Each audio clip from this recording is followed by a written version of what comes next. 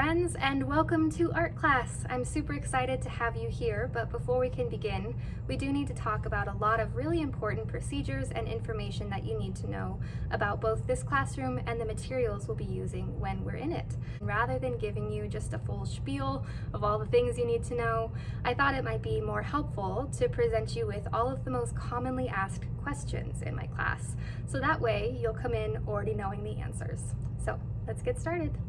I'd say in my class the most commonly asked questions are usually where to find supplies. So I'm going to begin by answering all of the questions about where to find things in this beautiful art room. And as you can see, there's a lot going on in here.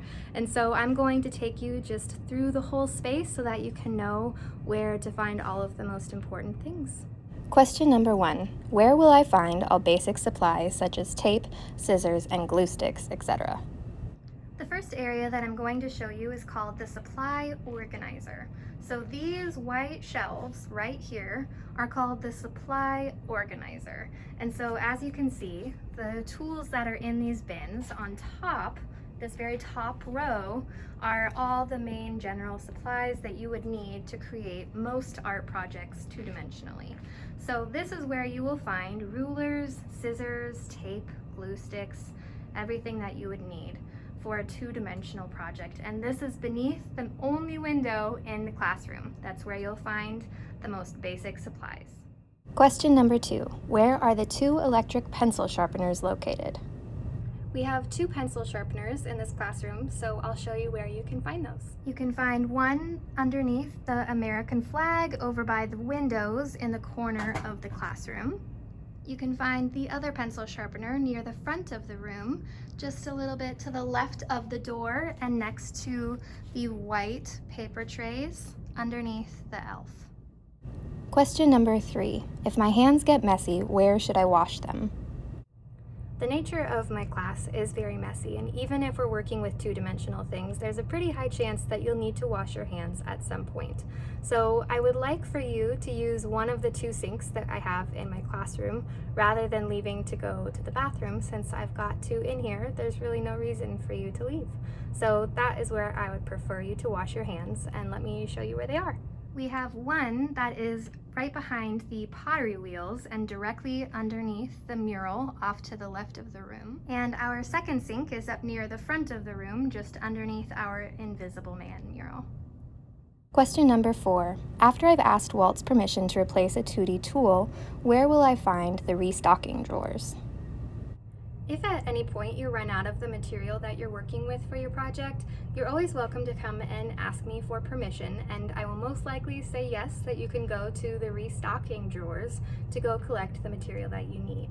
So let me show you where that is, because this is one of the most commonly asked questions and most difficult answers to explain. So let me show you. The restocking drawers are these white drawers that are directly underneath the turn-in and graded trays. And so you can go directly underneath here and find all of the labels for different materials that you may need to restock. So after you've gotten permission, you can go over to these drawers and collect one of the material that you're looking for and then return back to your seat. Question number 5. Where will I find all copies, packets, or papers for my art class? After COVID, I decided to move the majority of my assignments onto Teams and OneNote. But if you are ever looking for any worksheets or copies of assignments or even packets that go along with different units, they will all be found in one spot. So let me show you where that's at. All of the papers, copies, packets, everything you need will be found in these paper trays located directly underneath the projector screen in the front of the classroom. So you can find the sign that is specific to your class, and all of the papers you need will be there.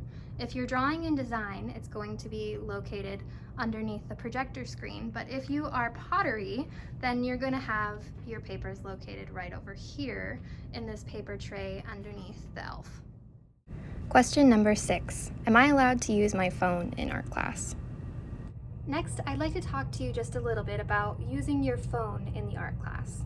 So I think that phones are a really great resource for two things, for music and for reference photos. So I think it does make a big difference for people to be able to listen to music that they like. So I really do encourage you to bring your phone so that you can listen to your own music during class. That's really the only reason that I recommend bringing them, because now that you all have your own devices, one-to-one device, you can look up reference photos that way too. So I do allow you to bring your phones into class, but I just ask that you only use them for music or reference photos.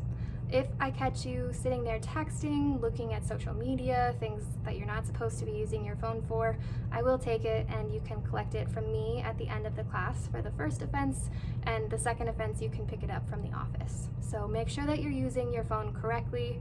I really think it's great that you have the opportunity to listen to your own music. I know I would have preferred that as a high school student, so make sure that you aren't taking advantage of it, because if I do catch you, you will lose the opportunity to use your phone in my class. So use it wisely. Question number 7. Why is Walt flipping her class? I have some exciting news for you. So I have changed the way that I have been teaching art for the last 7 years. So that's a pretty big switch for me, but I'm really glad that I made it. So the switch is that I've decided to flip my classroom, which means that I record all of my lessons, or at least the majority of them, and I put them online for you guys to watch, and I try to film them episode by episode, which means that it's like 90-minute increments for you to practice a skill or continue working on a project with specific instructions.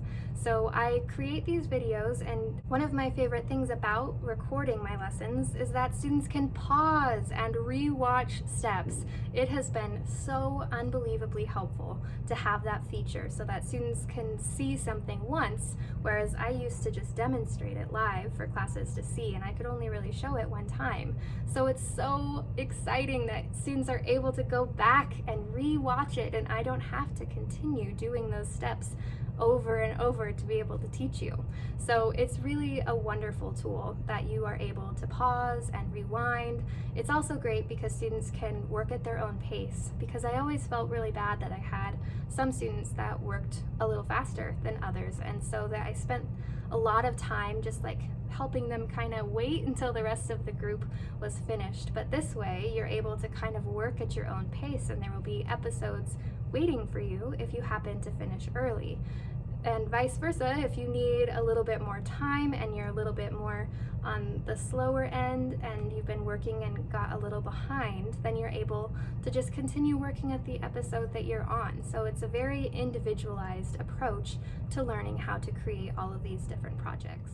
And last but not least, one of my other favorite reasons for flipping my classroom is that since I am doing all of the instruction via video, I don't have to spend as much time in class showing all of those different steps and demonstrations, so it really frees up a lot of my time. And I'm pretty stoked about how it's turned out, because that means that during class, my time can be spent working with students one-on-one. So I've been doing a lot of what I call mastery level progress checks. So that means that you'll be able to watch the video first, and then you can get started working on your steps. So as you're completing them, you're going to be just checking in with me, and before you can move on, you have to reach what's called mastery level. So that means that I have a couple of things that I'm looking for that you have to have included in those practices before you can start on your project.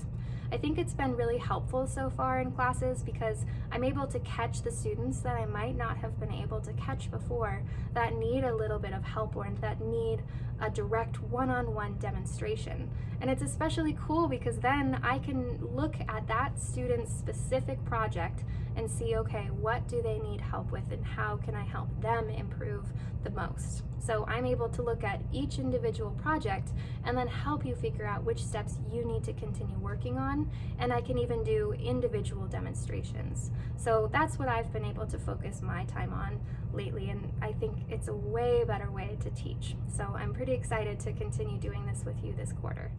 Question number 8. Will Walt be able to tell if I skip watching the demonstration videos? After having flipped my classroom for the last 2 quarters, it's become very apparent when students do not watch the demonstration videos.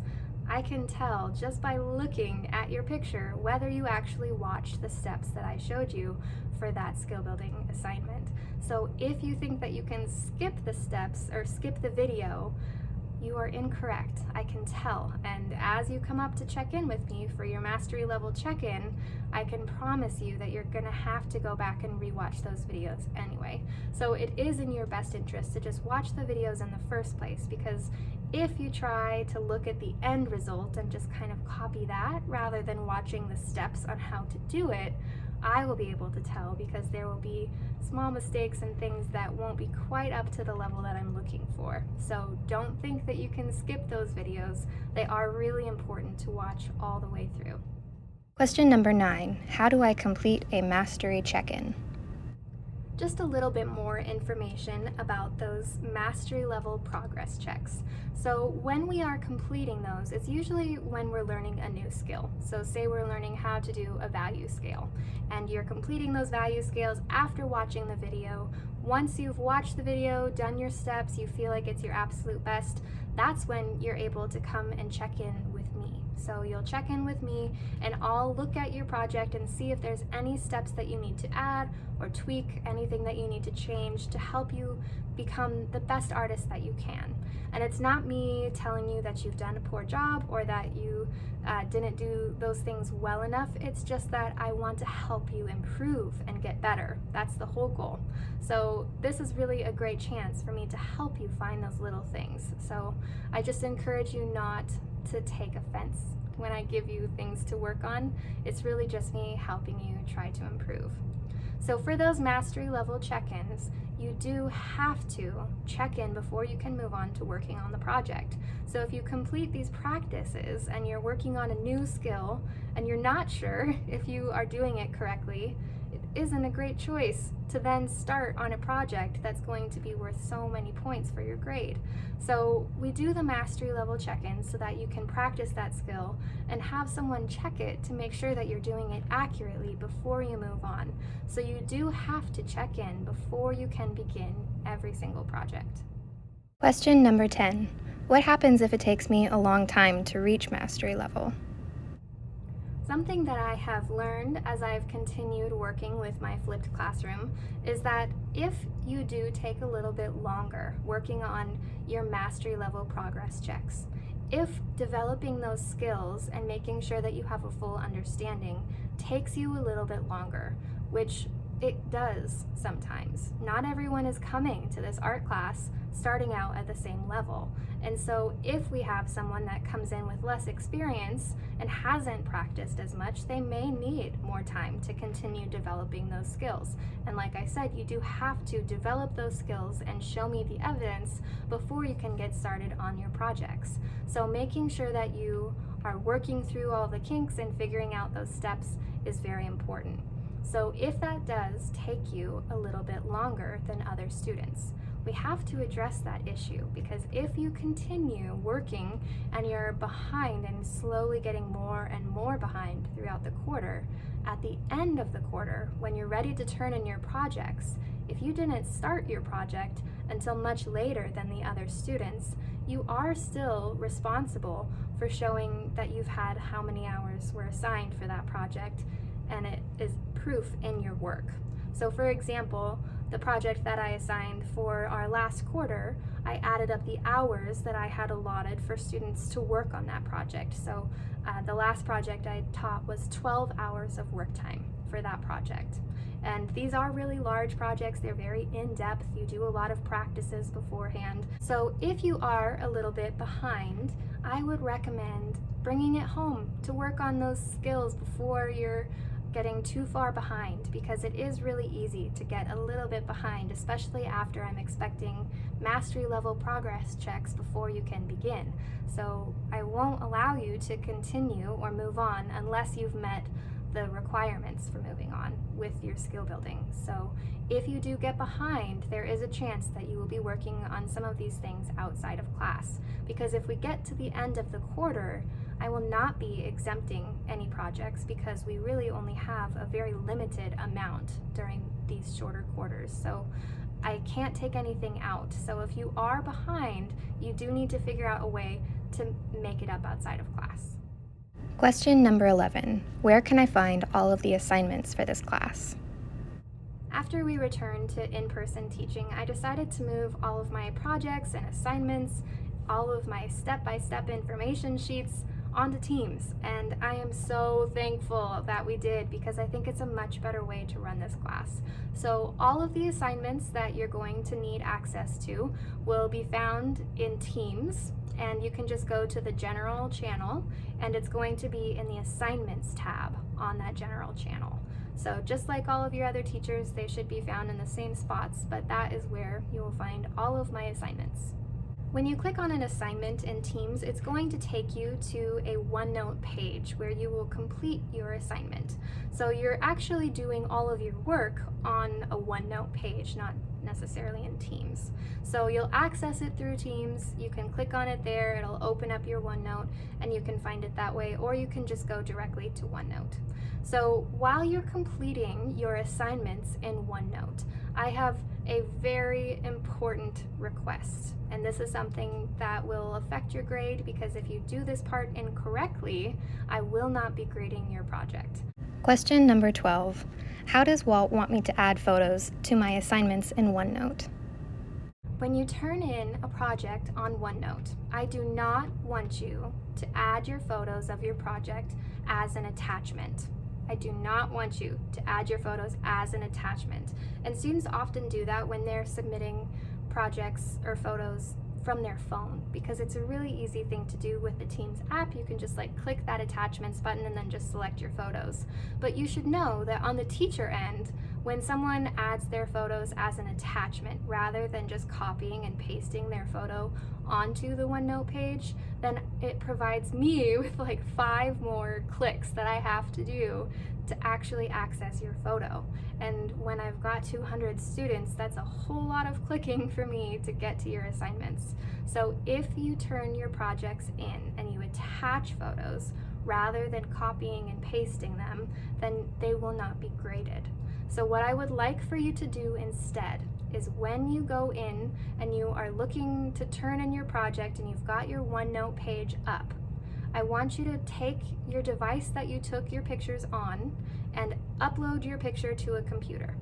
It has to be on a computer, okay? So you're going to upload it, and you can do that by sending it in a text to your email, which sounds weird, but I do that all the time.